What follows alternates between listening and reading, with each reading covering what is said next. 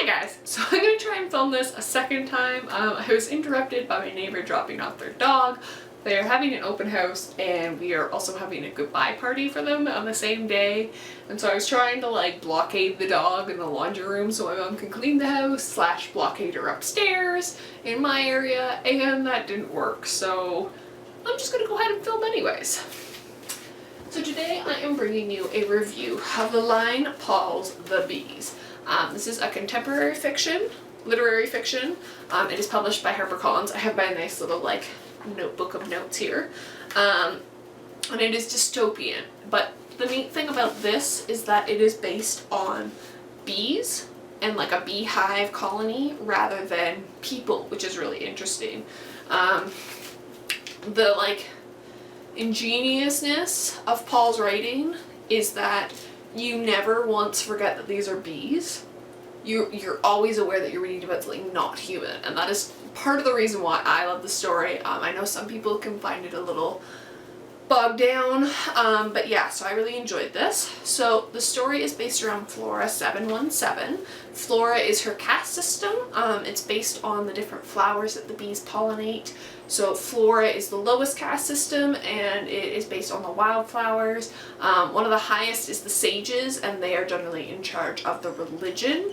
Those are a couple of the first characters you meet. And I think the 717 depicts the number of that caste, would be my guess anyways. It's not really made clear. Sorry if you can hear the dog crying in the background. It is very distressed. It is not at home. So she's born, Flora 717, our main character, is born different. She's larger than other bees, and especially in her caste, and she has the ability to speak, which isn't common among the sanitation workers.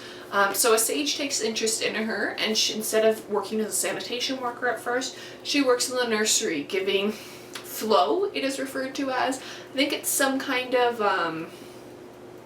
like, almost vomit from the sounds of it, into the, like, larvae, the baby bees.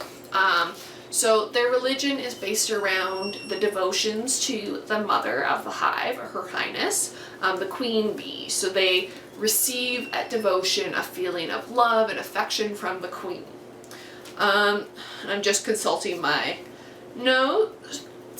So after her flow dries up, because apparently this is common among bees that their flow doesn't last for forever, she goes back to being a sanitation worker and her memory is erased. And she loses the ability to speak for a while. But then, I don't know exactly what happens. I'm trying to remember because this was like a week and a half ago, and I might get the chronology messed up a little bit. But I think a wasp attacks the nest, and she is able to help defend it, and so she's given honors by the queen, and she starts to remember things, and then she's eventually made into a forager, one of the bees who leaves the hive and goes and collects pollen. So she's worked her way up through the caste system, but she's still always regarded as an outsider, as a flora, as one of the lowest of the low. So within the hive, there's all the female worker bees, and then there's also the males, who are generally viewed as really demanding. They seem very much like the ancien regime of like France, for me at least, as a historian. They don't care about the lack of supplies, they just want all the honey and stuff. And she develops a bit of a relationship with one, and Flora has a really big secret. She can bear eggs, which is only supposed to be done by the queen. She lays 3 eggs total, and obviously there's going to be spoilers in this review. One of them being the queen that replaces the queen. The twist in it, in this book, is that the queen is slowly dying. Bees only have a limited lifespan, and unfortunately the queen of this hive is dying and a new queen must come and take her place. So what I wrote down for some of the good is there's amazing world building in this. Honestly, you feel like you're a bee, you never forget that you're reading about bees, but it doesn't stop you from getting inside their head, which I thought was really interesting. Yeah, it's so amazing how she does this. There's a couple things that weren't, you know, the best. I have them described as meh on my sheet.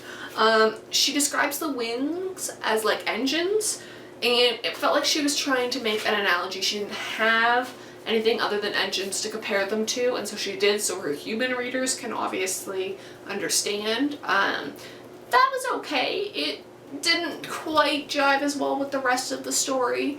But yeah, so I really enjoyed this. If you like dystopian works and want something a little different than your typical teenage girl overthrowing the country or whatever that she lives in, like all the other dystopians except for maybe Brave New World and 1984, at least all the contemporary YA dystopians that are out there right now, I would highly recommend The Bees. It's not for everyone, I would say. If you don't like dystopian and you have a hard time relating to non-human characters, give this a pass, but this is probably one of my favorite books that I've read this year.